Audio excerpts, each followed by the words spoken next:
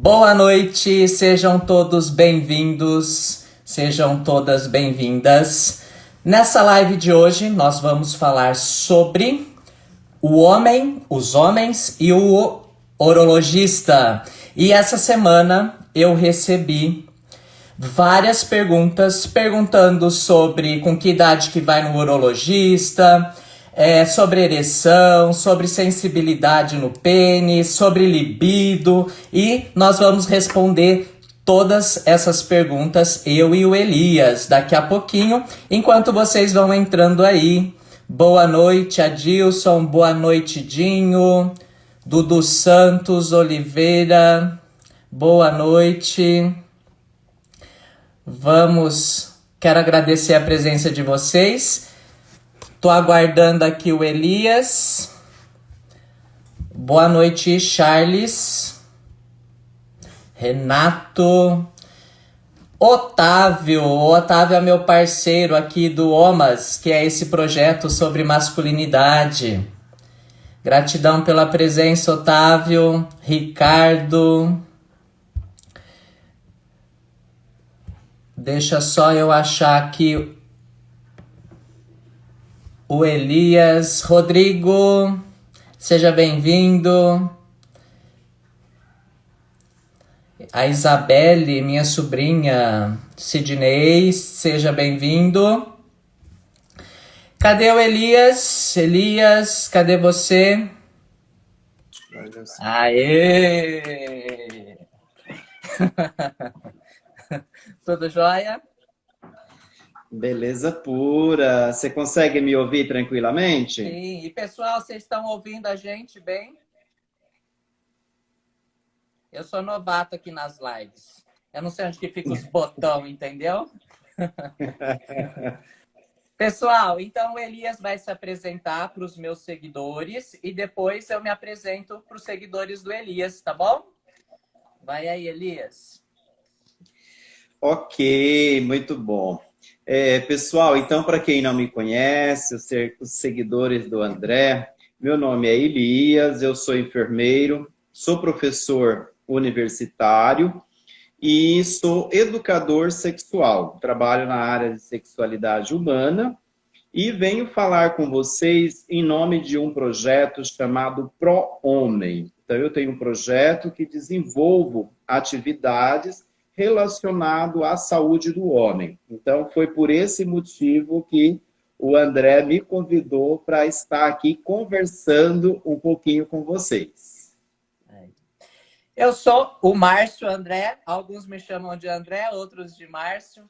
Eu sou empresário do mundo da educação, mas há alguns anos eu estou no caminho aí do autoconhecimento, aprendendo um monte de coisa, resgatando a masculinidade e me tornei terapeuta neurolinguístico e sexólogo. Então, eu também criei um projeto que chama OMAS, que é Homem em francês, para trazer esse conhecimento sobre a sexualidade masculina. Então, nesse projeto, eu estou trabalhando corpo, mente e sexualidade. E hoje eu fiz o convite para o Elias. Gratidão, Elias, por ter aceito o convite. E vamos começar aqui o nosso assunto. E nós vamos falar de urologista. Então, antes eu queria falar o que é o urologista. O urologista é um médico especialista no sistema urinário, tanto feminino quanto masculino, só que ele também é especialista no sistema reprodutor masculino. E para quem não conhece, também tem um outro profissional que chama andrologista. O andrologista também é o médico que trabalha, que é especialista no sistema reprodutor masculino e toda a parte biológica, física do homem, só que direcionado à função sexual. Então, toda essa parte de disfunção eréctil, de ejaculação precoce, todo esse trabalho da área da sexualidade é o andrologista que trabalha. Só que, infelizmente, acredito que esses profissionais a gente só acha em cidades grandes, né, Elias? Sim, normalmente as cidades menores nós não temos o andrologista, né, o pessoal que é especializado em reprodução, fertilização também, normalmente só nos grandes centros. Sim. Elias, então para a gente começar, tem duas perguntas aqui que fala assim, ó, qual idade para começar a ir no urologista? Após os 35 anos, com qual frequência precisamos ir ao urologista? Então, aí eu te pergunto, a partir de que idade que a gente precisa ir no urologista? Ô, Márcio, na realidade, para os nossos seguidores, o pessoal que está aí assistindo nós, o que que acontece? O urologista, nós precisaríamos ir no urologista a partir do momento que o menino deixa de frequentar o consultório do pediatra. Porque a menina, quando ela para de ir no pediatra, que ela menstrua pela primeira vez, os pais, a família, leva para o ginecologista. Então, nós, os meninos, quando a gente deixa de ir no pediatra, nós já deveríamos começar a frequentar o consultório do urologista. Só que, infelizmente, no Brasil, quando a gente fala de urologista, infelizmente a gente pensa que esse profissional ele só sabe cuidar da próstata. Então, às vezes as pessoas pensam que ir no urologista é após aos 40 anos. E não é isso, pessoal. Não tem uma idade ideal para ir ao urologista. Ir ao urologista é aquele momento que você começou a conhecer o teu próprio corpo e sentiu a necessidade que um profissional especializado possa ajudar você a cuidar melhor do teu corpo, esse profissional pode ser o urologista. Sim, bacana. E aí as pessoas, principalmente os homens, só vai procurar mesmo um urologista na doença, né? Quando está com dificuldade, né? A maioria. Essa é uma questão, Márcio, que nós no Brasil ainda procuramos os profissionais da área da saúde para tratar doenças, infelizmente. E E até não os para próprios, não ficar doente, né, Elias? isso, até os próprios profissionais, quando a gente chega lá procurando qualidade de vida, prevenção, promoção, às vezes eles até estranham, certo? Porque normalmente Aham. as pessoas, o homem, quando chega lá, às vezes já chega quase morrendo. Sim. Ô, Elias, aqui tem uma pergunta que eu vou responder. Como, como saber se vou para um urologista ou um psicólogo? Então, como eu estava falando de corpo e mente, a gente tem que ir nos dois. E antes de ficar doente, a gente vai no urologista para cuidar da parte física, né? Da nossa parte sexual física. E a gente vai no psicólogo ou num terapeuta para cuidar do nosso interior, da nossa alma, do nosso íntimo, para a gente ser pessoas melhores e trabalhar nossas crenças limitantes, principalmente quando a gente fala em disfunções, né, sexuais, a ansiedade, o estresse, a depressão, tudo isso a gente vai cuidar com um terapeuta ou com um psicólogo, né? Então, E eu indico os dois.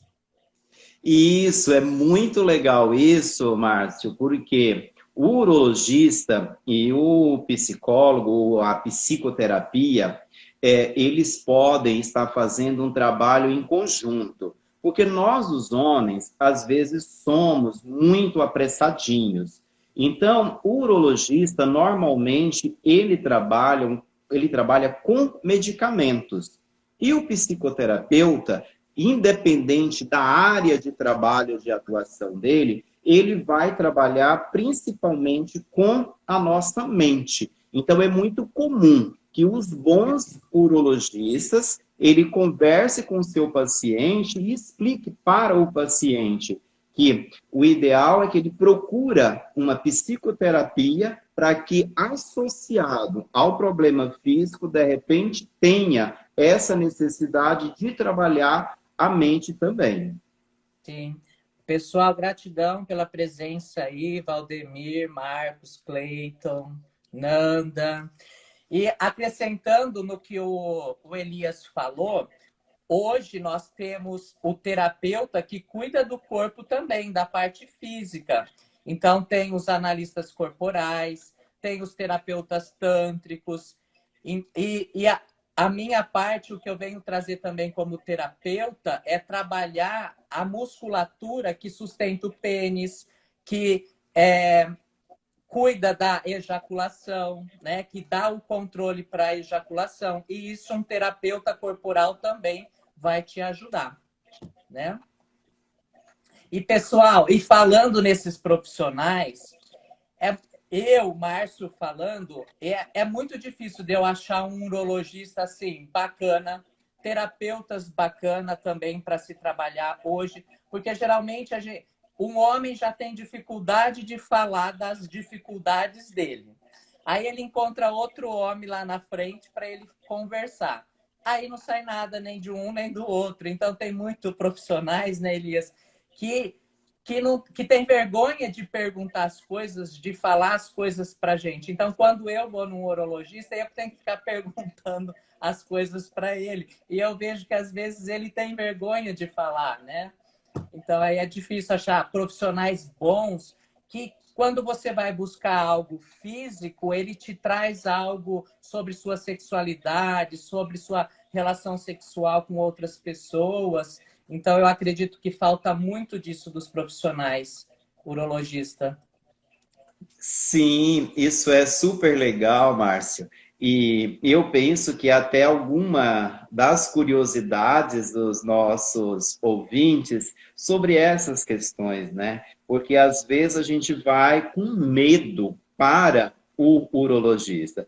Se bem que a maioria das pessoas às vezes tem medo de ir no psicólogo, tem medo de ir no psiquiatra também, né? Sim. E essa questão do julgamento das pessoas que estão na sala de espera, a gente sabe que acontece, mas a gente não sabe o que está passando na mente delas. O importante é que cada um de nós façamos uma avaliação em nós e vamos buscar de acordo com a nossa necessidade, de acordo com o nosso empenho, né? Uhum. Então, quando a gente leva essa demanda para um bom urologista, ele vai ter a capacidade de nos ouvir. Então, isso é muito interessante. Sim, uhum. Aqui o pessoal está falando... mas acho pior ainda quando é uma urologista, né? Uma mulher médica. Sou homossexual e quando vou a não terminou aqui de falar, o povo tem medo de ir no psiquiatra e lá mesmo ficar. E aí, trazendo esse assunto, Elias, tem uma outra pergunta aqui sobre a vergonha de ir no urologista. Então, tem 3 perguntas parecidas aqui. Por que nós, homens, temos medo de ir ao urologista? Quando se vai para um urologista, tem necessariamente que ficar pelado? Na visita ao urologista, necessariamente é preciso que o profissional toque ou pegue no pênis? Nossa, o pessoal estão bastante criativos aí Sim, nas perguntas. E aí, pessoal, vocês podem continuar fazendo o comentário de vocês aqui no chat, fazendo perguntas também.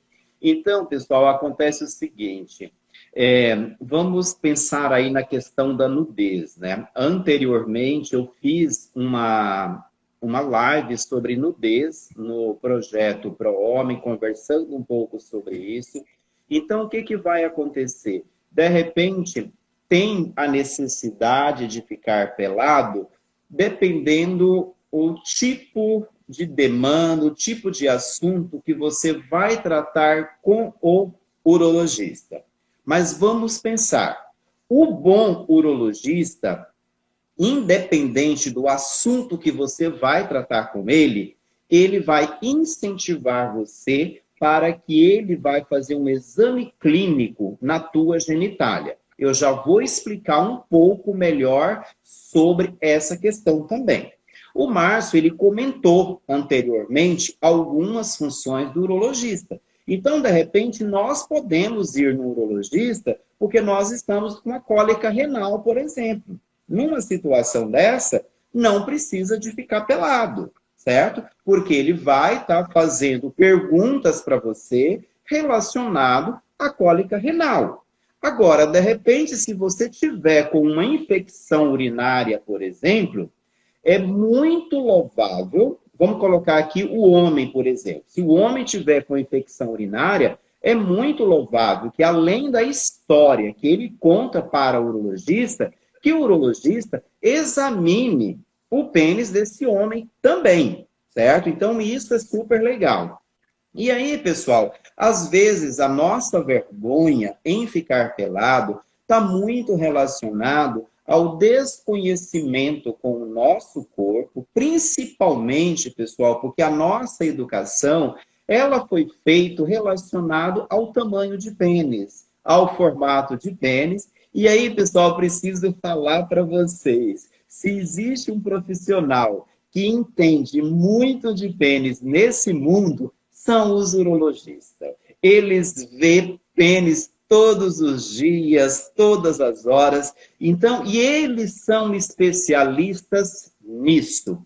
Pessoal, agora deixa eu falar com vocês também o porquê, de repente, é super legal o homem, já que a nossa live é o homem e o urologista, o porquê é legal o homem ter que ficar pelado no urologista.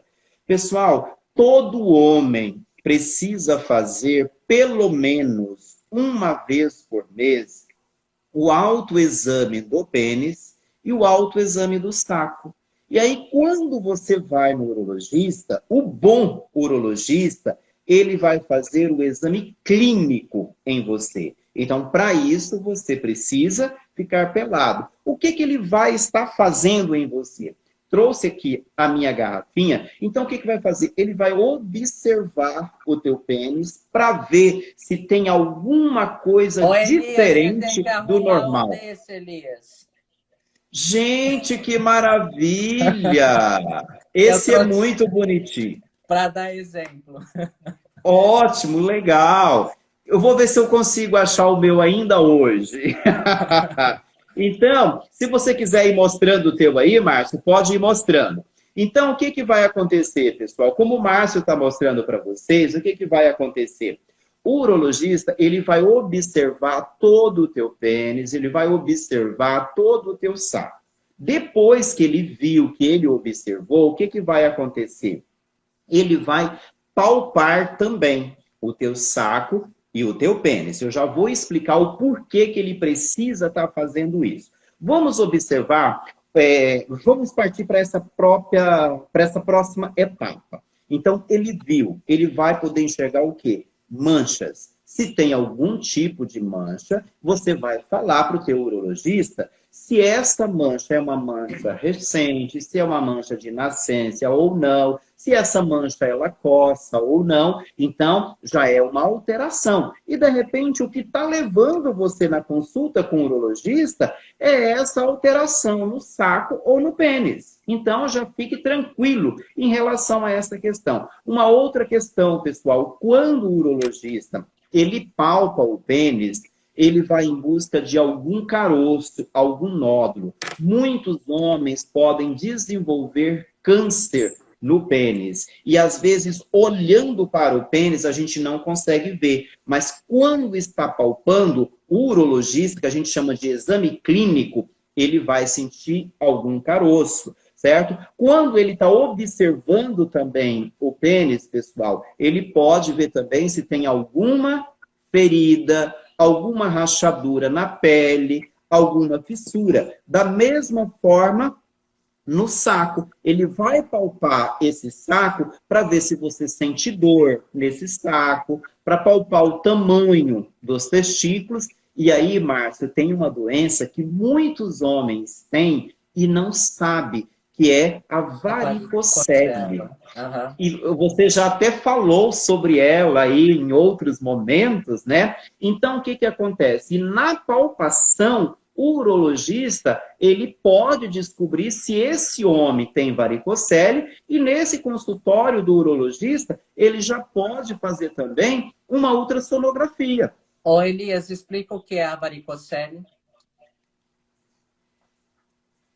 Então, pessoal, o que acontece? A varicocele, pessoal, nada mais é do que veias dilatadas dentro do saco. Assim como nós temos varizes nas pernas, ou poderemos ter varizes nas pernas, a varicocele nada mais é do que varizes dentro do saco. E essas varizes, Márcio, e todo mundo que está nos ouvindo, ela pode levar a sérios problemas para esse homem. E já vou dar uma dica para todo mundo que está aqui. As varizes dentro do saco, pessoal, ela é mais comum do lado esquerdo. Então, fica atento a essas questões. E aí, pessoal, nesse ficar pelado também no consultório, o que vai acontecer? Às vezes, o urologista ele pode observar também o tamanho dos testículos, porque existem homens que têm o testículo muito pequeno. E homens que têm o testículo muito pequeno, eles podem ter também, de repente, pouco hormônio, ou ele tem poderá ter uma probabilidade maior de câncer de testículo. E ainda, Márcia, tem um detalhe, porque às vezes tem homem que só tem um testículo Sim. dentro da bolsa. Nesse caso, pessoal, olha que interessante. Fiquei pelado lá no urologista e eu não sabia que ter um testículo só, isso é perigoso. Porque, de repente, pessoal, o outro está escondido dentro da barriga. E é super perigoso quando o testículo ele fica preso dentro da barriga e ele não desce para dentro do saco. Então, o urologista, pessoal, ele não tem prazer em nenhum em te ver pelado. A necessidade de ficar pelado é nossa, é do homem, e não do urologista. Elias, e falando em vergonha, é até bom se você tem, assim, se você que está com vergonha de ir no urologista, pare e analisa por que você está com vergonha. Você não está aceitando o seu corpo? Qual é a vergonha? E o comentário que teve essa semana durante as perguntas que eu fiz é assim: medo e vergonha do médico tocar no pênis e o pênis ficar ereto. Mas, pessoal, é muito difícil, porque assim, você fica tão constrangido e depende, a sala também tá com ar-condicionado, tá gelado, ao invés de ficar grande, ele some, não é, Elias? E aí, pessoal, então a vergonha pare e analisa a vergonha, né? E se o pênis ficar ereto, ele ficar duro, não tem nada de errado nisso também. Porque significa que o teu corpo, ele está funcionando normalmente. Porque essa é uma das funções do pênis, ficar flácido e ficar duro. Então não tem problema nenhum se por um acaso ele ficar duro. No entanto, o que o Márcio colocou aí, pessoal, é a pura verdade. Chega no consultório, o que era pequeno, às vezes fica menor ainda, de tanta vergonha. Sim. Quando eu fui fazer vasectomia, Elias, eu era num hospital universitário, né? O meu médico urologista, ele é professor universitário, e na nossa consulta eu perguntei se eu podia filmar a cirurgia, né, da vasectomia.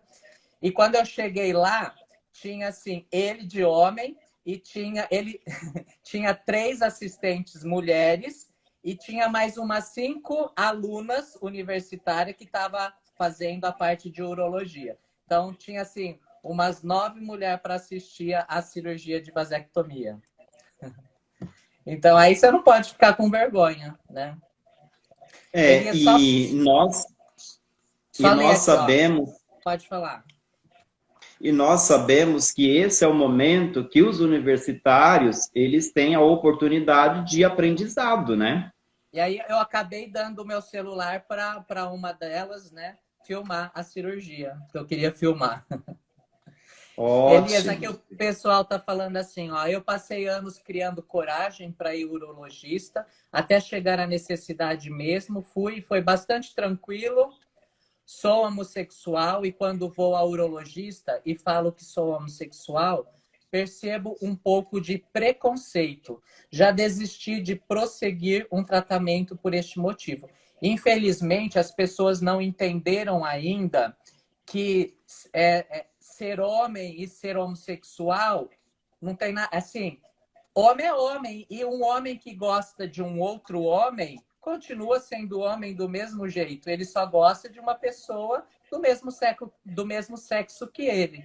Né? As pessoas ainda confundem muito esses conceitos que viram preconceitos. Né? Eu me sinto mais à E vontade quando é um homem. Eu tenho um urologista masculino e sinto-me muito à vontade com ele. Já minha psicóloga é uma mulher e com ela eu tenho algumas reservas. Sim, às vezes o homem tem vergonha de se expressar mais quando é mulher, né, Elias? sim, isso é uma resistência que às vezes nós, os homens, temos, né? O legal de tudo isso, pessoal, é que nós possamos ir num profissional que nós façamos vínculo com esse profissional, que nós tenhamos confiança nesse profissional. A pessoa que falou aí que é homossexual. Então, eu não quero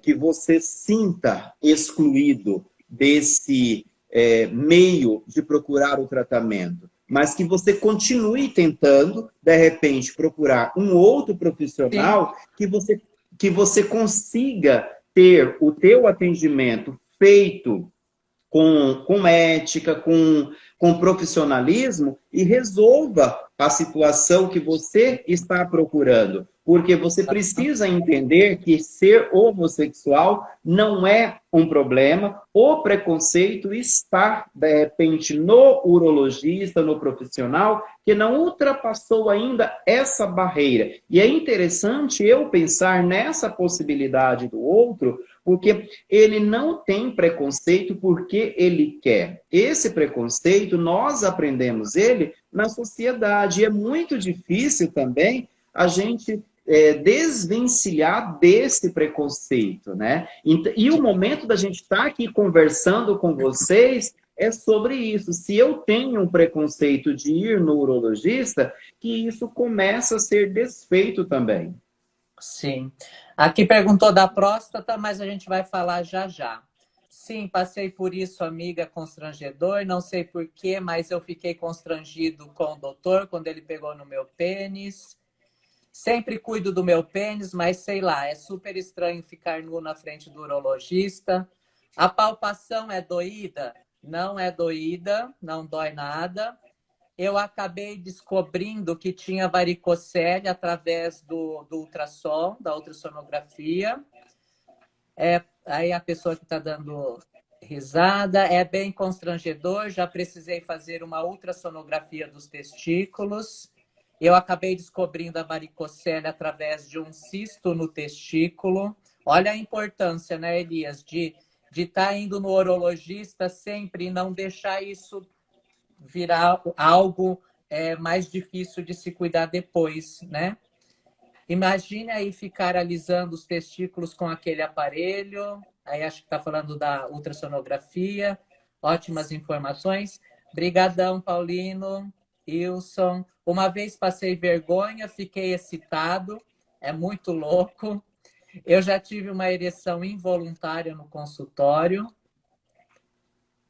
Já quando precisa fazer o espermograma, ele não levanta de jeito nenhum. Na minha primeira consulta, o meu sumiu. Não sabia onde enfiar a cara. Eu desistiria da cirurgia. Pior foi quando fui fazer a cirurgia para tirar o excesso de pele, que a gente vai falar aqui da fimose também. A minha vergonha maior foi ter enfermeira acompanhando a cirurgia. E aí eu falei também das moças que estavam lá, né, aprendendo. Então, assim, não precisa ter vergonha. eu estou com uma dúvida se primeiro vou ao urologista ou ao psicólogo. Vai aos dois. No psicólogo você cuida da sua mente, do seu interior, e no urologista você cuida da sua parte física, do seu corpo. Masturbação, a gente vai falar. Deixa eu parar aqui para a gente seguir, depois a gente continua com eles. Elias, agora nós vamos falar disso daí, da questão da pele do pênis, da cirurgia de fimose. Você quer falar alguma coisa? Não, eu acredito que nós possamos prosseguir, baseado no comentário que o pessoal fez aí, essa questão do cisto no testículo, pessoal. Então, o que acontece? Quando eu comentei da necessidade de ficar pelado no consultório, é justamente isso, né? Então, quando o homem ele aprende a fazer o autoexame dos testículos uma vez por mês, então ele pode descobrir cisto, se tiver algum nódulo, e esse nódulo for cancerígeno, ele pode estar descobrindo também. Então tem muitas doenças que pode estar atingindo os nossos genitais, ele pode ser descoberto na visita ao urologista, né? Então isso é super interessante. E quando a gente fala nos genitais, no saco, no pênis, mexe muito com a nossa sexualidade. E aí, pessoal, nós precisamos entender que sexualidade não é somente isso. A sexualidade é algo muito mais amplo. Órgãos sexuais é uma coisa, órgãos genitais, órgãos reprodutores. Então, à medida que a gente vai criando conhecimento, nós vamos diminuindo também o nosso preconceito. E a nossa vergonha, né, Elias? Pessoal, então, para falar um pouquinho da fimose, pelos comentários, Elias, que o pessoal foi comentando comigo durante a semana, tem ainda homens que acham que um pênis assim, ó, com a cabeça para fora, é o natural. E eles querem cortar a pele porque acham que não é o natural. Mas, trazendo aqui o conhecimento para alguns homens, o natural é ter a pele que cobre a glande, que cobre a cabeça, né, do pênis.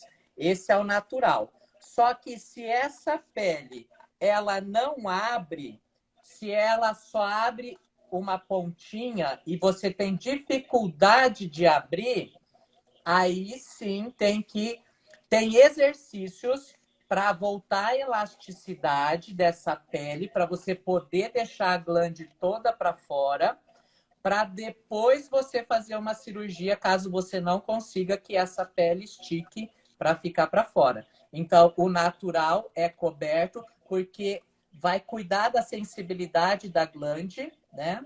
E caso essa pele não abre, aí sim eu vou fazer uma cirurgia que chama cirurgia de fimose, né, Elias? Para tirar essa pele. Aí o pênis vai ficar assim. Claro que quem tem a pele também, quando o pênis está ereto, a pele vai para trás e a glande fica para fora. Não é isso, Elias? É, isso mesmo. E aí, pessoal, qual que é o grande problema para o adolescente, o homem adulto que tem fimose? É que ele não consegue lavar o pênis todos os dias. Porque o ideal é que essa pele ela seja flexível e todas as vezes que você for urinar, você pode puxar essa pele para exteriorizar, sair para fora a cabeça desse pênis. No momento de uma relação sexual, essa cabeça do pênis ela vai sair para fora tranquilamente. A hora que for tomar banho, puxar essa pele e lavar muito bem com água e sabão. E o homem que tem fimose, ele não consegue fazer isso. Isso, porque então, ele não consegue abrir essa pele para poder lavar toda a glande, né? E aí, Márcio, o que que acontece? Se não lava esse pênis bem lavado todos os dias, é natural do nosso corpo, pessoal, da cabeça do pênis, que ela vai produzindo um sebo esbranquiçado, chamado esmegma. E esse sebo, pessoal, ele é capaz de provocar o câncer de pênis. Então, tem muitos homens que acabam desenvolvendo o câncer de pênis por causa desse sebo na cabeça do pênis. E ainda, pessoal, é muito chato para aquelas pessoas que gostam e querem a prática do sexo oral. Quando vai para o sexo oral, não tem como fazer sexo oral num homem desse, porque o pênis ele fica muito fedido, ele fica mal cheiroso, certo? Da mesma forma, Márcio, o pessoal que gosta de fazer sexo oral no pênis, e os homens não lavam o pênis corretamente e fica com cheiro de urina, por exemplo. Então, sim. tudo isso é um empecilho e isso pode ser abordado também na consulta com o urologista. E esse é um dos detalhes. A hora que fica peladão lá para o urologista estar examinando, se não tiver lavado adequadamente, o urologista ele pode dar essa dica também, para a pessoa cuidar um pouco melhor da higiene também dos genitais. Quando a gente fala que fica pelado, a gente não tira tudo a roupa. A gente fica de camiseta, a gente só abaixa as calças e deita lá na maca, né? Então a gente fala pelado e acho que a pessoa fica achando que tira tudo a roupa e fica pelado, né, Elias? E é um tempo, Márcio, muito curtinho também. Sim, é a questão de 1 minuto, 2 minutos, certo? Primeiro, pessoal, o que vai fazer? O urologista, ele vai conversar normalmente com a gente. Ele vai verificar a pressão, vai perguntar para nós o que está acontecendo, que nós fomos na consulta, certo? Então, primeiro ele vai entender o que está acontecendo com nós. Se tiver necessidade de fazer o exame clínico, aí sim, é o que o Márcio colocou. Nós vamos abaixar a nossa calça um pouquinho, abaixar a cueca e vai estar examinando. É questão de meio minuto, 1 minuto, 2 minutos no máximo. E aí você já veste a tua roupa de novo, certo? Então, pessoal, e aí, Márcia, tem um detalhe que eu comparo muito. Nós, os homens, com as mulheres. E a nossa namorada, a nossa mulher, a nossa mãe, ela faz isso, Márcio, uma vez por ano, que ela precisa ir no ginecologista para fazer o preventivo. O tal do exame do Papa Nicolau, do câncer de colo uterino. Então, para nossa mãe, para nossa tia, isso já parece que já é natural. Se a gente perguntar para as mulheres se elas não sentem vergonha, elas vão falar que elas sentem vergonha também, mas elas já sabem da necessidade de cuidar do próprio corpo. Sim, e eu acredito que para a mulher é até mais complicado, porque o órgão da mulher é interno, né? O nosso é externo, o nosso é para fora. Para ver as coisas, apalpar, é muito mais fácil do que para a mulher, né? Ô Elias, tem umas 3 perguntas aqui, deixa eu ler aqui. Eu tenho muita sensibilidade na cabeça do pênis e no ato sexual não consigo ficar mais ereto. Tenho a pele do pênis, quando me masturbo muito, machuca. Aí a gente já falou, aí você verifica, né? A fimose, essa pele aí.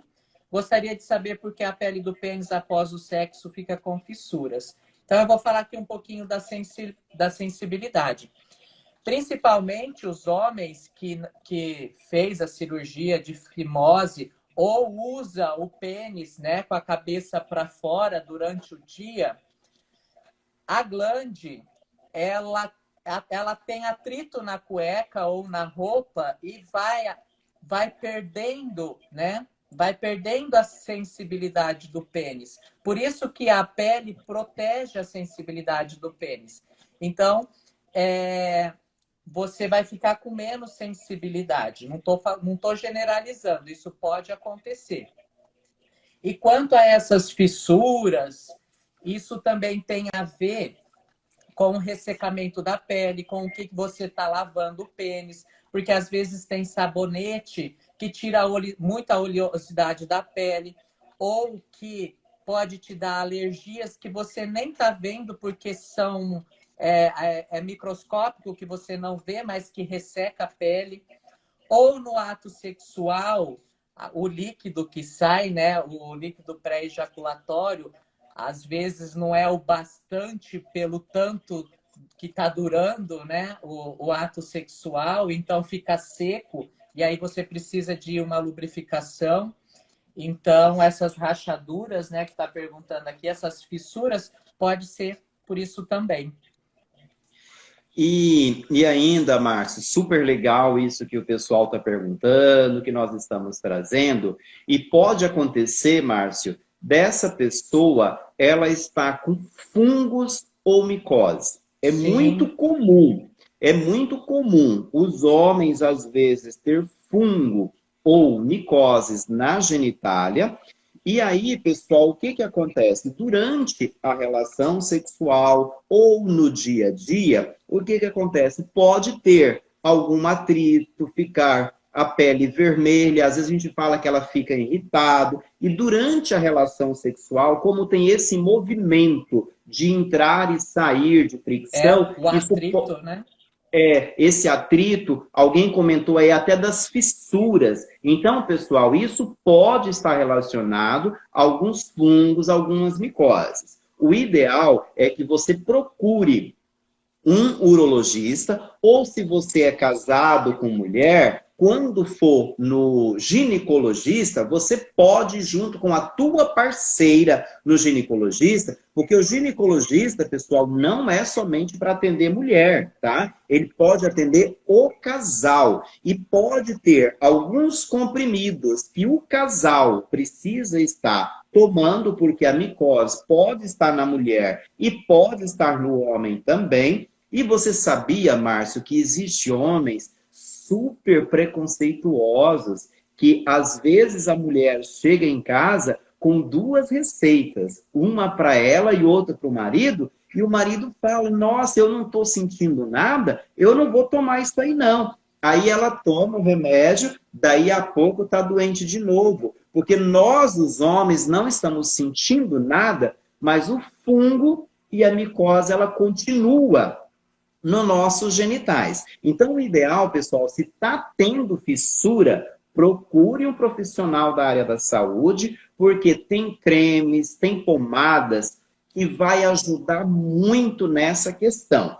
E aí, Márcia, teve alguém que comentou aí sobre pele também. A pele, Uhum. pessoal, não é somente a questão da fimose. Existem homens que têm excesso de pele no pênis. E aí, durante a masturbação ou durante a relação sexual, essa pele ela acaba machucando também.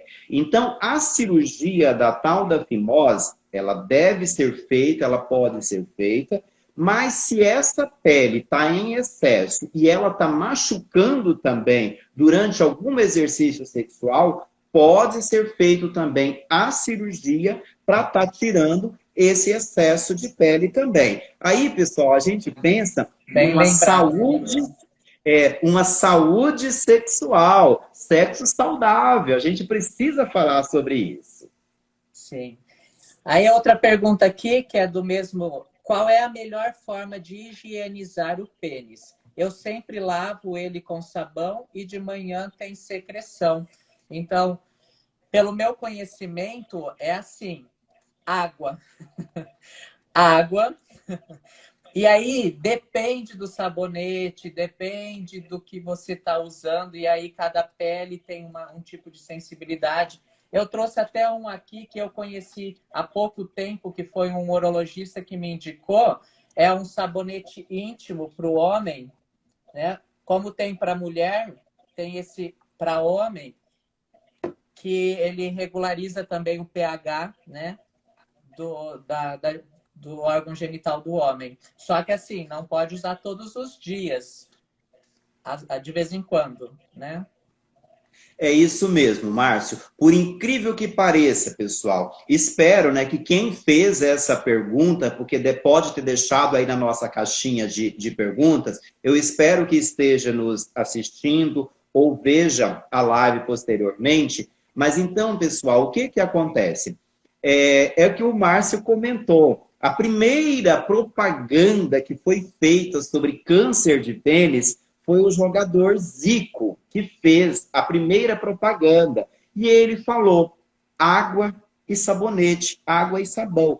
Então, na hora do banho, o mesmo sabonete que você utiliza para lavar o teu corpo, passa na cabeça do pênis, usa a tua mão, certo? Para limpar bem limpinho e enxagou. É isso daí. O Márcio colocou muito bem. Se está tendo algum detalhe que não está saudável, você pode procurar o urologista e ele receitar um sabonete. Pode ser em barra, específico para isso, ou pode ser o sabonete líquido também.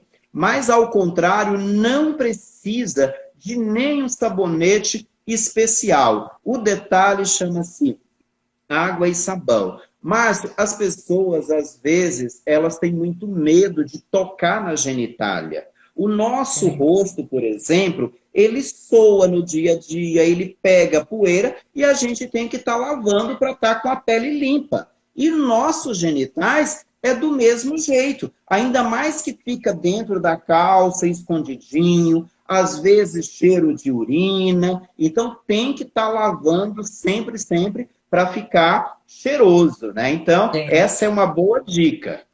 Quando eu falo do sabonete, só tomar cuidado, quem toma banho várias vezes no dia. Então, assim, no máximo 2 vezes com sabonete, mas uma só, o resto com água, né? Porque senão resseca muito essa pele. E isso não só para o pênis, para o corpo todo, né? Principalmente a nossa vitamina D, que é do sol, né? Agora eu falando de pele, quando a gente toma muito banho e usa sabonete, a gente tira o óleo da pele e aí a gente não capta a vitamina D do sol, né? Deixa eu ler aqui um pouquinho, pessoal. É engraçado que o homem, para falar sobre sexo com outro cara, é super tranquilo. Mas quando fala na busca por um profissional urologista, já tem constrangimento.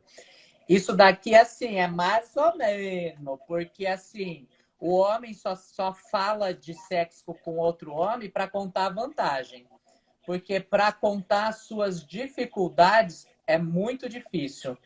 Elias, agora que eu estou fazendo esse trabalho, né, e eu posto esses vídeos comentando as coisas, tem vários homens que entram em contato comigo que eles têm até dificuldade de falar o que eles querem perguntar para mim, sabe? Eu que tenho que ficar perguntando.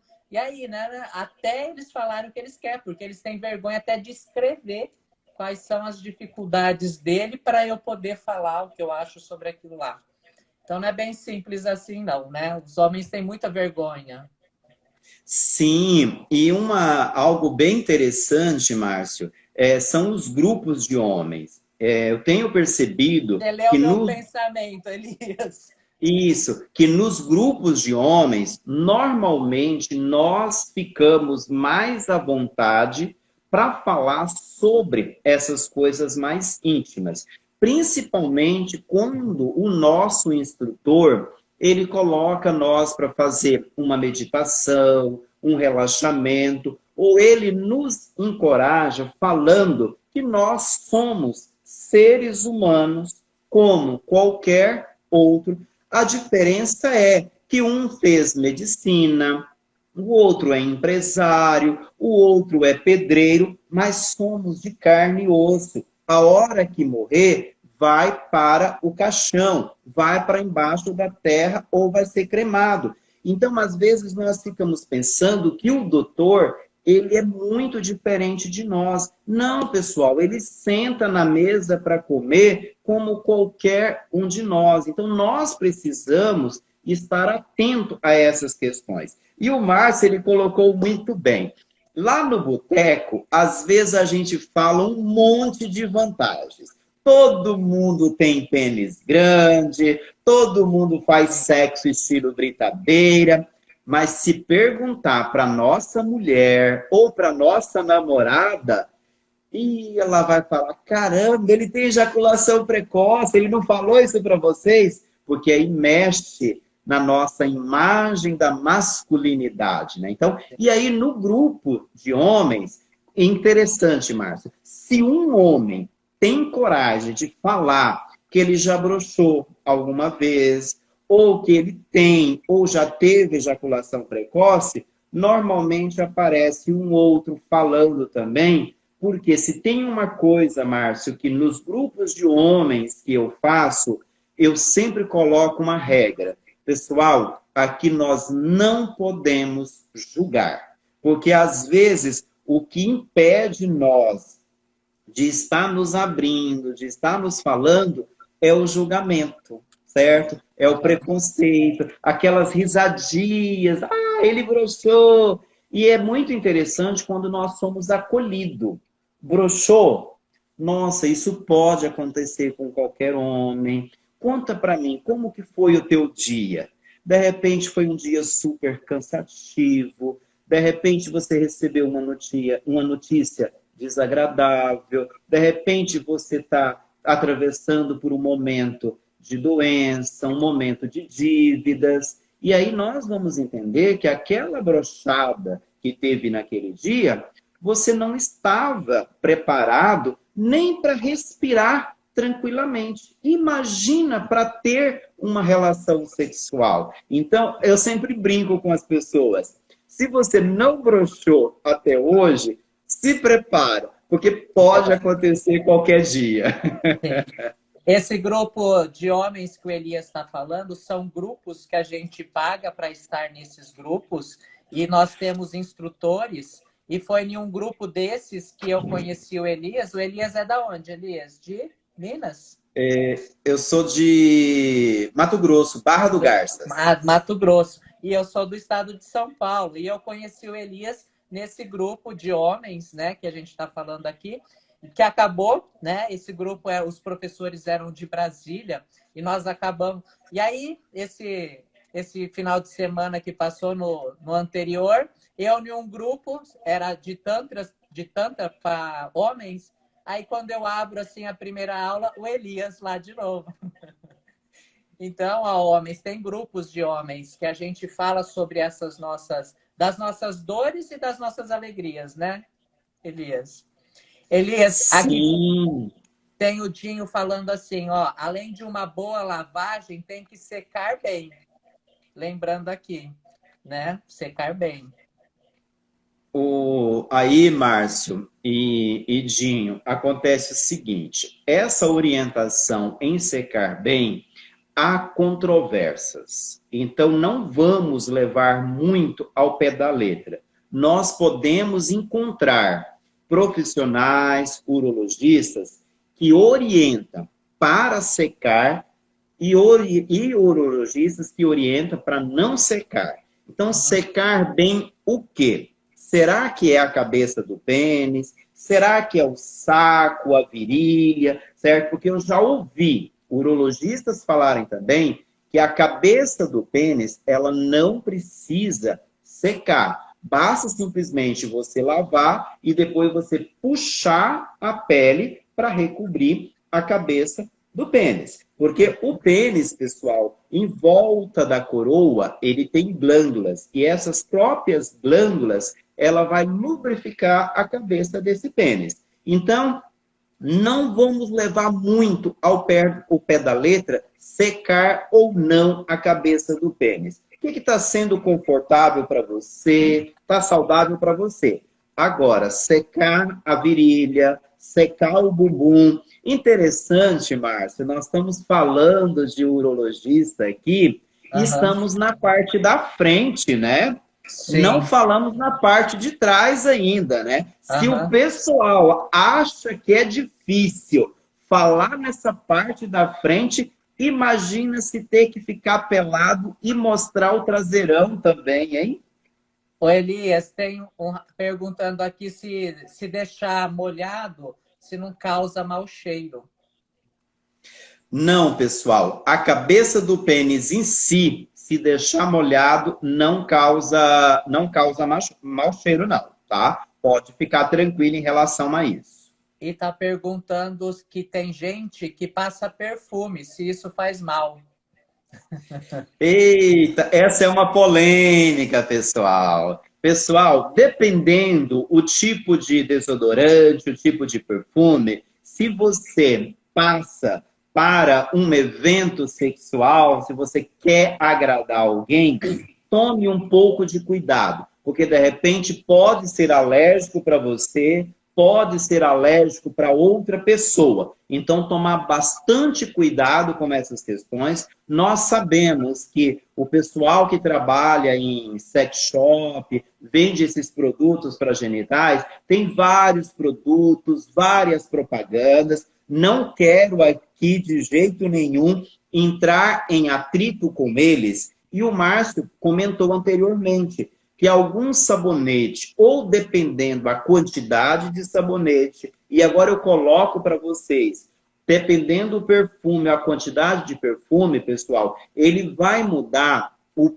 pH da nossa genitália. O que é o pH da nossa genitália, pessoal? É o natural da nossa genitália. Porque a nossa genitália, pessoal, ela produz por si só elementos, como o Márcio comentou, que a pele, ao expor o sol, vai produzir vitamina D. Então, o nosso genital em si, se ele estiver bem cuidado, vai evitar fungos, vai evitar micose. E dependendo do produto, ele pode favorecer o aparecimento de alguns fungos, algumas micoses. Então, precisa tomar algum tipo de cuidado com esses desodorantes, perfume. Então, a melhor coisa que tem é você consultar um profissional da tua confiança para ver qual que é a avaliação e qual a dica que ele faz para você.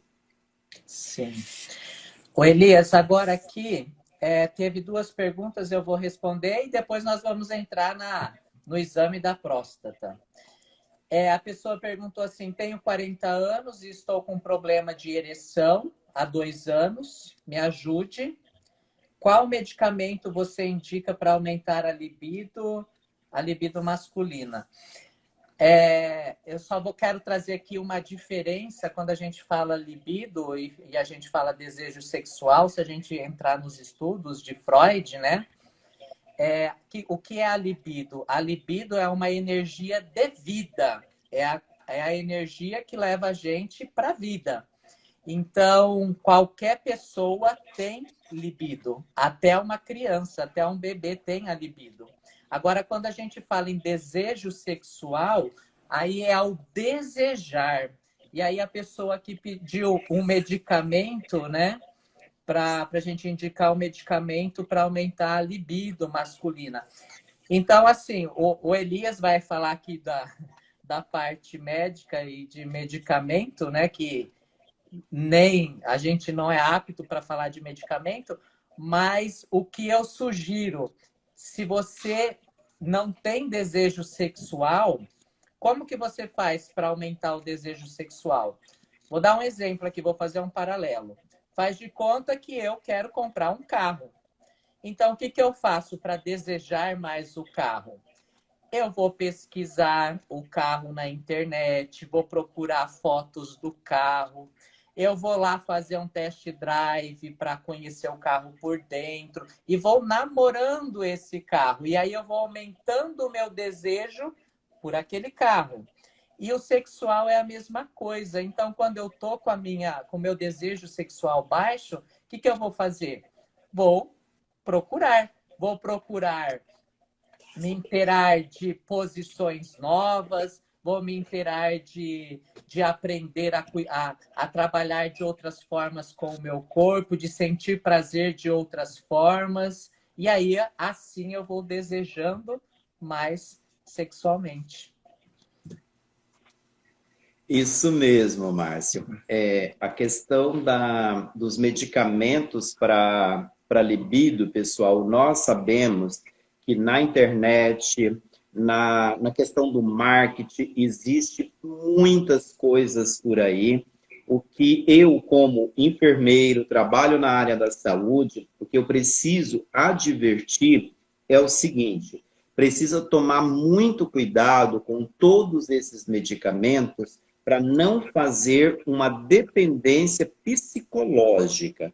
Porque às vezes eu tomo algum desses medicamentos e daqui a pouco o meu psicológico registra que o meu corpo só vai funcionar se esse medicamento estiver presente no meu corpo. O Márcio, ele colocou muito bem. O maior órgão sexual que nós temos é a nossa pele. Nós precisamos saber tocar, como tocar, onde tocar. Então, isso é muito, muito relevante para a gente estar pensando. E quando a gente pensa em libido, pessoal, eu sei que quem pensa em urologia quer ir no urologista e sair de lá com uma receita de um medicamento para aumentar o libido. Acontece o seguinte, pessoal, os urologistas que não são terapeutas sexuais, eles fizeram medicina.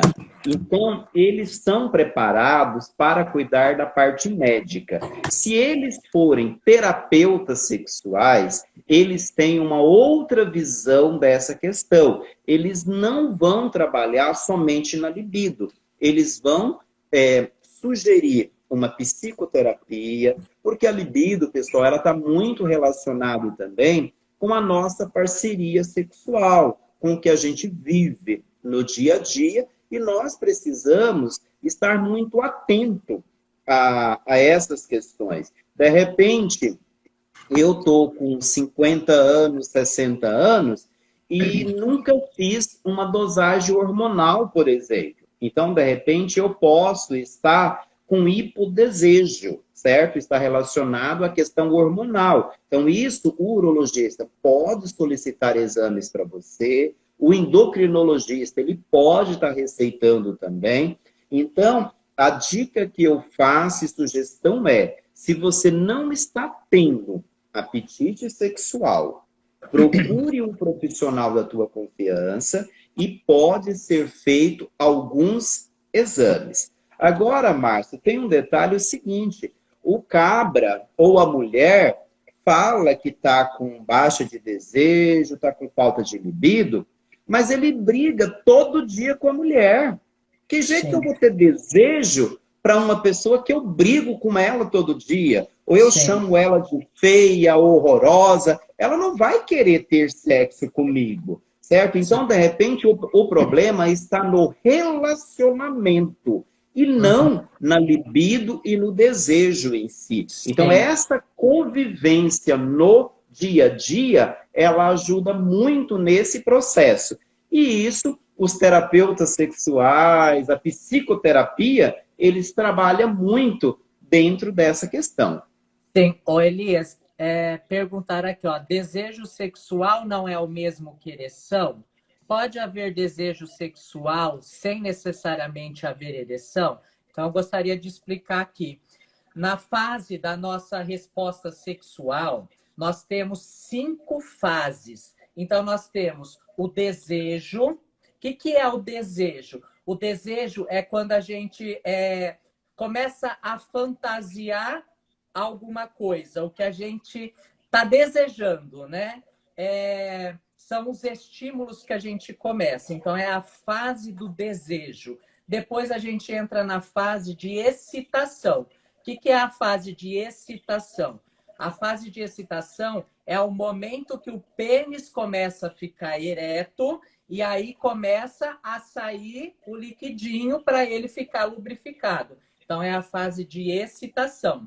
Depois a gente chega, isso pode durar até o dia, né? Por exemplo, você está lá no seu trabalho desejando sua mulher e aí você vai se fantasiando, você manda uma foto para ela ou pro marido, né? Marido ou mulher, quem é homossexual, bissexual, e você começa a criar estímulos. Então, essa é a fase do desejo.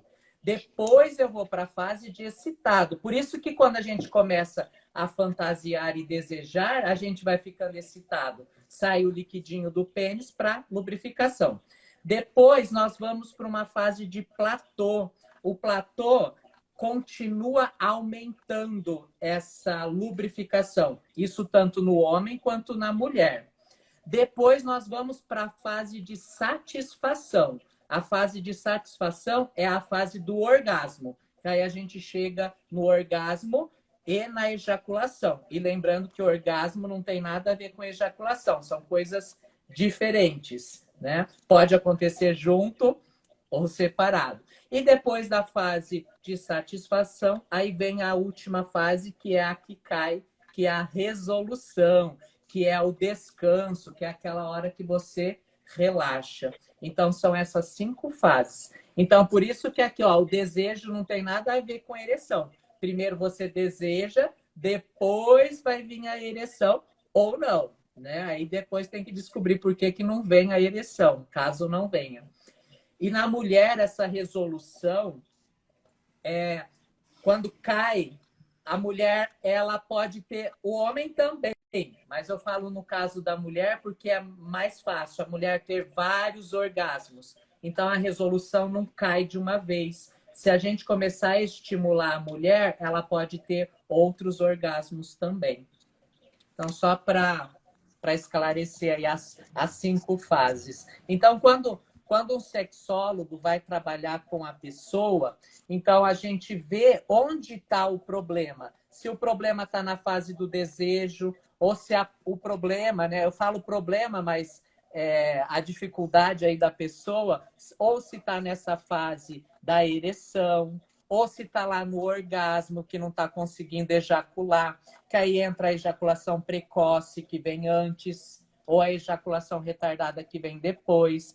Então, aí a gente vai cuidar aonde que está o probleminha, né? Para a gente trazer uma nova fase para esse homem ou para essa mulher. E essa explanação que você está fazendo, Márcio, ela é super interessante, porque isso todos nós deveríamos saber. O homem, por exemplo, que às vezes ele fala que ele está com disfunção erétil, está com impotência, por exemplo, às vezes ele não tem aquela ereção matinal, por exemplo. Então, se realmente ele está tendo problema para o pênis ficar duro, de manhã ou de madrugada, quando ele tem vontade de fazer xixi, o pênis dele vai estar mole também. Por quê? Gente, a gente precisa estar atento, porque pode ser um problema vascular nesse pênis. Então, são detalhes que nós não podemos, de repente, quando estamos doentes, estamos em sofrimento, aí esses profissionais, tanto o urologista, o sexólogo, o terapeuta sexual, de repente o psicólogo, ele vai ajudar a gente a entender todas essas fases. E quando a gente está na brincadeira sexual, às vezes a gente pensa que é tudo a mesma coisa. É igual os estimulantes sexuais, né? O famoso Viagra. A pessoa pensa que ele resolve tudo. Não, e tem a indicação correta para o uso desse medicamento. Então, nós precisamos estar atento a essas questões. Ô Elias, vamos entrar aqui na questão da próstata. Aí tem uma pergunta, 2 perguntas aqui. Os homens sentem receio do exame da próstata porque acham que passarão a ser gays, né? Por que eles têm essa vergonha? E outra pergunta aqui, o exame de toque também é feito em pacientes jovens, abaixo de 30 anos? Legal, pessoal. Eu acho que é quase impossível, né, Márcia, falar sobre homem e urologia e não ter perguntas sobre a próstata. Uhum. No entanto, pessoal, vocês que estão nos ouvindo, fica... Oi. Elias, e parece que assim, a palavra urologia tem o sinônimo próstata, né? Falou em urologia, eu estou falando em próstata. Isso. E quando a gente fala em novembro azul também, né? A gente já pensa em próstata ou câncer de próstata, né? A gente precisa estar atento a essas questões.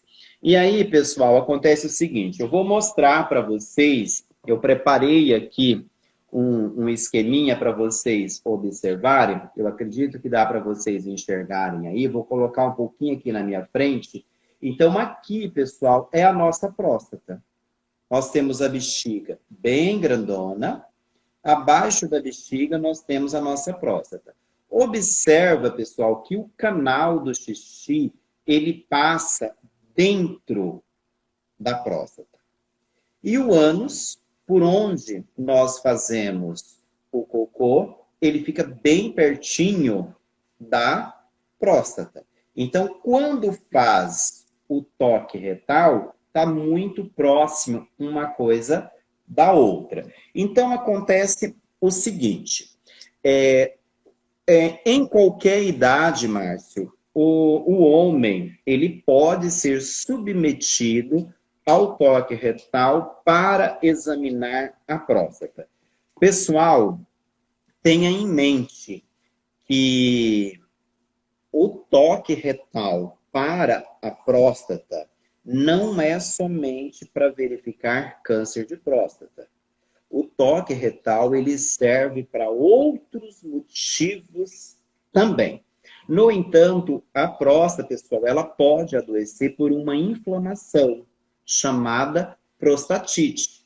E isso pode acontecer em qualquer idade, principalmente por homens que tiveram gonorreia, por exemplo, e essa gonorreia não for bem tratada, ou outra doença sexualmente transmissível, isso pode acontecer também, esse homem precisar ser submetido ao toque retal. Agora, pessoal, o que eu gostaria de deixar claro para vocês, que o urologista, ele não vai enfiar o dedo no bumbum de ninguém porque ele gosta, não.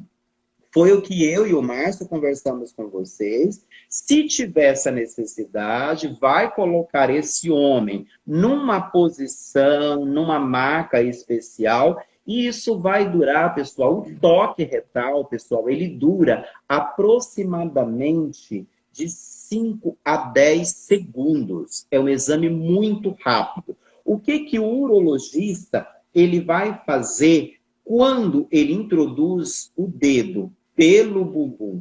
Ele vem por essa tripa que nós fazemos cocô todos os dias, ele vai enfiar o dedo por aqui e com a ponta do dedo ele vai tocar a nossa próstata. No material, no Instagram do Márcio, ele fala para vocês que a próstata é do tamanho de uma amêndoa, vocês podem dar uma olhada lá depois. E aí, pessoal, quando o urologista ele toca a nossa próstata, é muito parecido, Márcio, a mesma habilidade que nós temos para pegar na pontinha da nossa orelha e ficar brincando com ela, ou pegar na ponta do nosso nariz e saber se tem um cravinho ou não, porque o urologista, quando ele toca a nossa próstata, ele vai sentir com a ponta do dedo se a próstata está aumentada de tamanho, se ela está dura, se ela tem algum nódulo.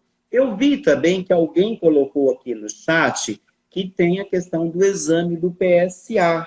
Então, dependendo da idade desse homem, primeiro faz o teste do PSA, que é um exame de sangue, pessoal, que pode ser feito. Se ele estiver alterado, aí vai fazer o toque retal, ok? Então, fica tranquilo nesse sentido. Márcio, no entanto, eu nunca atendi um homem com câncer de próstata. Olha o que eu estou falando para vocês, pessoal. Nunca atendi um homem com câncer de próstata que ele fala mal do toque retal.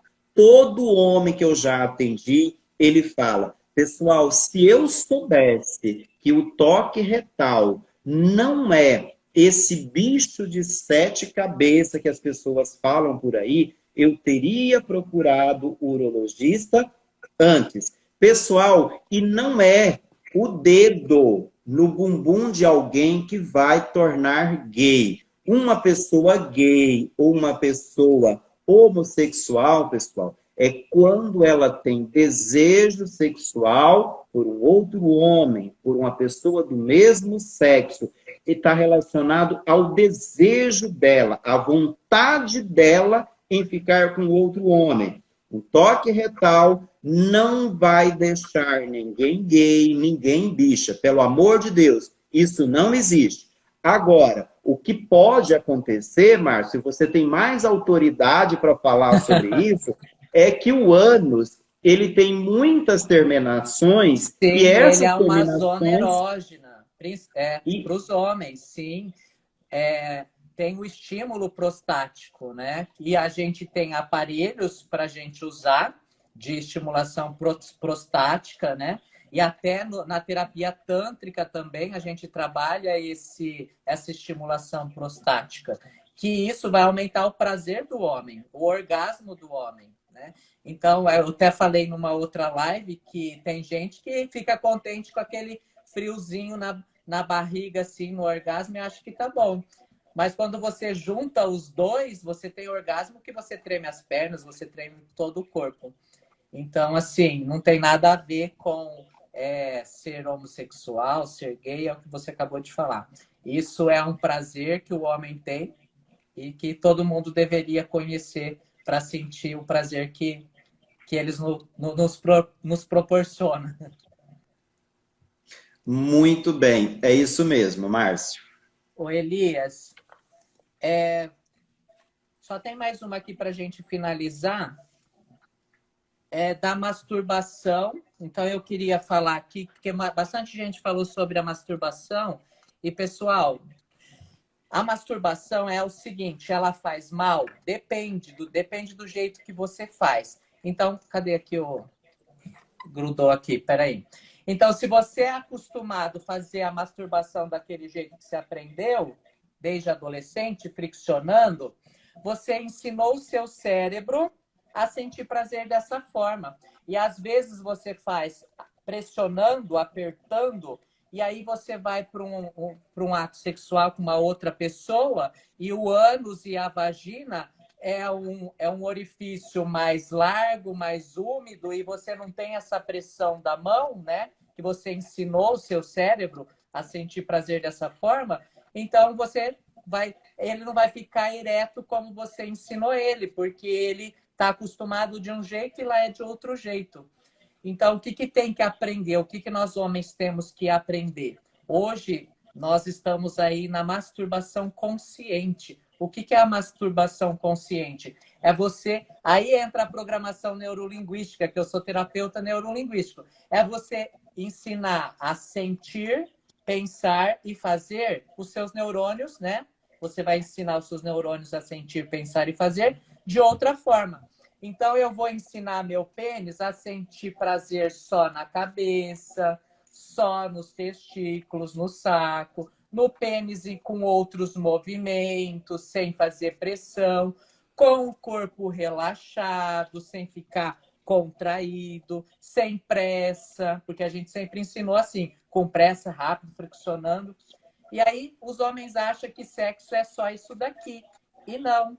Então você começa a ensinar o seu cérebro a sentir prazer de outras formas. Então, se você se masturba dessa forma que eu te falei, consciente, trazendo o seu prazer para o seu corpo, você prestando atenção no seu corpo e sentindo o seu corpo, isso é excelente, porque você está trabalhando com a sua energia sexual.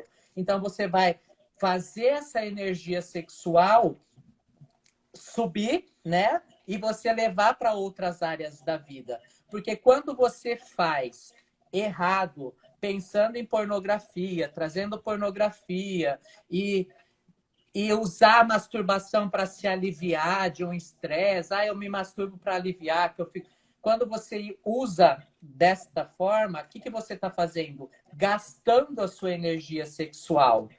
Por isso que as outras áreas da sua vida começam a cair. Aí você não presta atenção no seu social, no seu profissional, no seu financeiro, no seu relacionamento. Então, essa energia vai caindo, porque você não está usando ela, digamos, positivamente. Então, é bom se masturbar? Sim, mas dessa forma consciente. E não da forma que a gente aprendeu lá desde a adolescência, né? Friccionando o pênis. Inclusive, tem pesquisas científicas, Elias, que fala que o homem que ejacula mais de 22 vezes por mês evita o câncer de próstata. O que a próstata tem a ver com a masturbação? Pessoal, os espermatozoides, eles são fabricados aqui nos testículos, mas depois que eles saem daqui, eles passam pela próstata, né, e as vesículas seminais para pegar o líquido para depois sair. Não é isso, Elias? Posso mostrar para eles aqui, Pode, Márcio? sim. Esse esqueminha aqui é bem legal. Ó, então, só voltando, Márcio comentou. Os espermatozoides é produzido aqui dentro do ovo, dentro do testículo. Aí, Márcio, nós vamos até responder dúvida de muitos homens. Às vezes os homens não sabem. Fala assim, os espermatozoides é produzido dentro do saco, né? Então, é produzido no testículo. Depois, ele vem e fica armazenado nessa outra pecinha aqui chamada epidídimo. E aí, pessoal, nessa pecinha aqui chamada epidídimo, ele vai ficar armazenado para ele amadurecer, certo? Então, ele é produzido no local e ele vem para ser amadurecido no outro. Quando o homem vai gozar, o que acontece? Ele sobe por esse canal aqui. Esse canal aqui, pessoal, é o canal que o médico corta quando o homem vai fazer a vasectomia. Esse homem não quer ter mais filho, então é esse canal aqui. Ele tem um nome bem interessante. O nome dele é ducto deferente. Não é deferente ou canal deferente. Aí o que acontece? Ele sobe por esse canal, aí eu vou virar a peça aqui para vocês entenderem. Aí vai chegar aqui junto com a próstata. O nosso cérebro super inteligente, ele fala para a bexiga. Bexiga, não é hora de mijar agora. Fecha sua portinha aí da bexiga, porque agora não vai sair urina. Então a bexiga trava e aí a próstata, pessoal, ela vai fazer um movimento aqui parecendo o movimento do nosso coração. Um movimento de bomba. Porque do ladinho da próstata tem duas vesículas chamadas vesículas seminais. O que essas vesículas seminais elas fazem, pessoal? Ela produz um líquido esbranquiçado chamado sêmen. Aí, pessoal, o que acontece? Esse sêmen, as pessoas pensam que é tudo espermatozoide. Não, os espermatozoides é produzido dentro do saco. Aqui, junto com a próstata, é produzido o sêmen que fica armazenado na vesícula seminal. Chegou a hora desse homem gozar, a próstata começa a fazer esse movimento de bomba. Travou aqui para a bexiga, a próstata começa a fazer esse movimento, chegou aqui os espermatozoides, juntou com o sêmen, e aí ele vai fazer esse trajeto de passar por esse canal. O mesmo canal, Márcio, que passa a urina. Só que todos os homens e todas as pessoas já sabem que antes do homem gozar, quando ele está com muito tesão, quando ele fica muito excitado, o que acontece? Fica saindo uma babinha. Essa babinha, pessoal, ela é específica para limpar esse canal que estava sujo de urina, ela vai preparar esse canal para os espermatozoides sair saudável. E aí, Márcio, tem um detalhe. Será que todo homem tem espermatozoide? Não, pessoal. 1% da nossa população tem homens que não fabricam espermatozoide. Então, o que acontece? Existem homens que não conseguem produzir filhos. E aí pode ser, mais por causa de pancada no saco, jogando bola, ou andando de bicicleta, andando a cavalo, ou até durante uma relação sexual, ou às vezes torção no testículo. Pode acontecer também. E aí, Márcio, tem um detalhe: nós falamos da varicocele. A varicocele são essas veias aqui, as varizes. Elas também podem levar à infertilidade, certo? E aí tem um exame que já foi até falado por aí hoje, que é o espermograma, né? Então, para saber se os espermatozoides que são produzidos dentro do saco, eles estão saudáveis, tem um exame chamado espermograma. Então, é isso que nós precisamos estar atentos. Mais uma função do urologista, né, Márcia? É Aham. trabalhar sobre essa questão também. Tem o Eric aqui está perguntando se nesse líquido seminal tem a presença de espermatozoides. Pode ter, sim, pode ter. Então, fica atento. Principalmente se esse homem ele já gozou um pouco mais cedo, né? Então Sim. pode ter sim. Fique Aham. atento aí, hein? E uma curiosidade também, pessoal, é quem faz vasectomia e imagina que vai diminuir, né, esse líquido seminal, quando corta o que o Elias está falando, quando corta o ligamento do testículo, os espermatozoides é só 5% do líquido. Então, se o homem faz vasectomia, ele só vai perder, não estou generalizando também, ele pode perder 5% desse líquido, mas ele continua ejaculando 95% do líquido. Isso mesmo, Márcio. O pessoal está comentando aí, falando que esse líquido é o pregoso. É isso mesmo, pessoal. Então, o nosso corpo, ele precisa estar saudável para que isso produz em harmonia, certo? E se tiver esse desajuste, o urologista ele vai estar ajudando também em todo esse processo. O Elias está perguntando aqui, quando não temos o líquido seminal? Quando não tem líquido? Ótimo, É muito a bem. zoogasmia, né? Isso. Aí, pessoal, acontece o seguinte: é muito comum quando não tem espermatozoide ou quando não tem o líquido seminal, nós vamos pensar na seguinte maneira. Não sei se eu entendi, pessoal, corretamente a colocação de vocês. Porque se não tem o líquido seminal, o que, que vai acontecer? Esse homem ele não vai ejacular. Esse homem ele não vai gozar. Márcio e todo mundo que está nos ouvindo, isso é muito comum nos homens que fizeram cirurgia de próstata.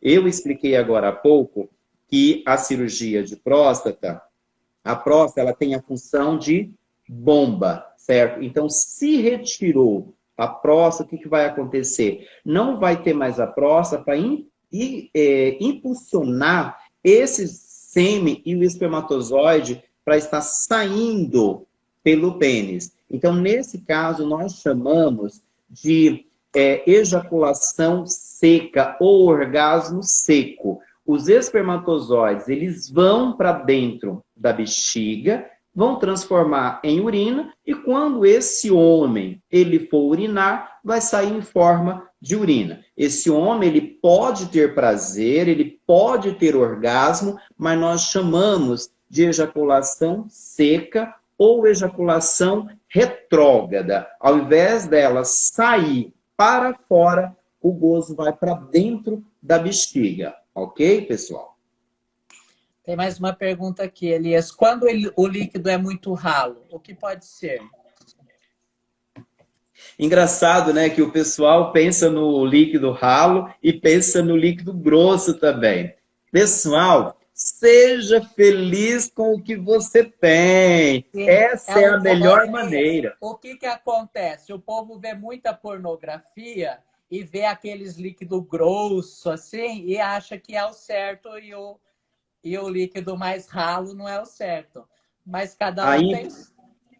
Pode falar, isso, Elias. Marcos. de repente, a nossa referência são os filmes pornográficos. Então, eu não sei como que é o gozo do meu pai, do meu tio, do meu avô, do meu irmão. A referência que eu tenho é o filme pornográfico. Então, Sim. pessoal, cada um de nós, cada homem tem um tipo de gozo. Alguns têm o gozo mais grosso, mais farto, o outro pode ser mais ralo, mais abundante. Tem dia que a gente não goza quase nada. Então, eu preciso conhecer o meu corpo e saber o que é natural para o meu corpo. Alguns medicamentos e alguns alimentos podem interferir na quantidade e no sabor, né, que as E pessoas na falam cor por aí. também, né, Elias? Na cor também. Isso, na cor também. Isso mesmo. Uhum. Elias, você tem mais alguma coisa para falar? Acho que aqui acabou tudo. Assim, tinha várias perguntas, mas que não estava muito relacionada ao urologista. Então, essas dúvidas eu vou estar tirando durante a semana com videozinhos, com post no Instagram. Ok, é isso mesmo, Márcio. Eu acredito que ficou bem claro, mas gostaria de deixar aí, né, já para a gente estar finalizando, um recadinho, pessoal. Não tenha medo do urologista. Da mesma forma que você pensa que você é um ser humano bom e você conhece pessoas que não são tão boas assim, com urologista, com ginecologista, com psicólogo, é a mesma coisa. Nós podemos gostar ou não, ele pode nos ouvir mais atentamente ou não. Então, quem sabe você poderá encontrar um urologista que você vai fazer um vínculo com ele. Então, não são todos que são bons 100%, não são todos que são ruins 100%. Eles tentam, nós, seres humanos, tentamos ser o melhor possível. Foi que eu e o Márcio tentamos fazer aqui, trazer um conteúdo que fosse legal para vocês. É o que o urologista faz no dia a dia também. Sim. Elias, eu quero te agradecer novamente. Gratidão, muito obrigado por trazer um pouquinho do seu conhecimento aqui para nós, homens, né? Quero agradecer aos seus seguidores, aos meus seguidores que estão bem presentes, perguntando. Foram várias perguntas mesmo. E eu estou tentando responder a todo mundo. Alguns já respondi, outros não. Mas eu quero agradecer de coração você e todos os nossos seguidores por estarem aqui participando com a gente. Obrigado, gratidão. Valeu, Márcio. Muito obrigado pelo convite e saiba que pode contar comigo sempre. Estamos juntos aí. Beleza, brigadão. Brigadão, pessoal. Obrigado a todos. Até mais. Tchau, tchau. Valeu, minha galerinha. Obrigado pelo apoio.